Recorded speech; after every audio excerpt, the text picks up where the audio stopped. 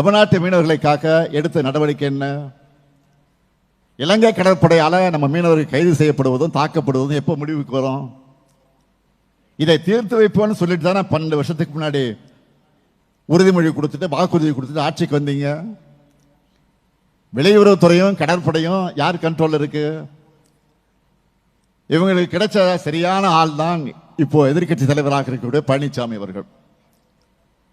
ஒருத்தர் நாட்டு மக்கள் எல்லோருக்கும் ஒவ்வொருத்தருக்கும் 15 லட்சம் ரூபாய் தருவேன்னு வடை சுட்ட மாதிரி பழனிசாமி அவர்களும் வாய்க்கு வந்தபடி வெரைட்டியா இப்ப வடை சுட்டு இருக்காரு.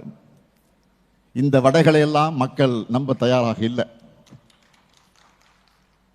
தமிழ்நாட்டு மீனவர்களை காக்க எடுத்த நடவடிக்கை என்ன?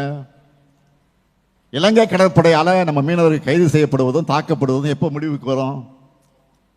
இதை தீர்த்து வைப்போம்னு சொல்லிட்டு தானே 12 வருஷத்துக்கு முன்னாடி உறுதிமொழி கொடுத்துட்டு வாக்குறுதி கொடுத்துட்டு ஆட்சிக்கு வந்தீங்க. வெளியுறவுத்துறையும் கடற்படையும் யார் கண்ட்ரோல் இருக்கு? இவங்களுக்கு கிடைச்ச சரியான ஆள் தான் இப்போ எதிர்க்கட்சி தலைவராக இருக்கக்கூடிய பழனிசாமி அவர்கள்.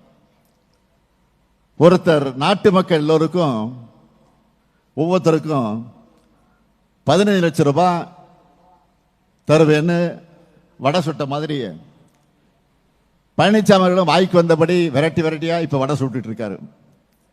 இந்த வடைகளை எல்லாம் மக்கள் நம்ப தயாராக இல்லை.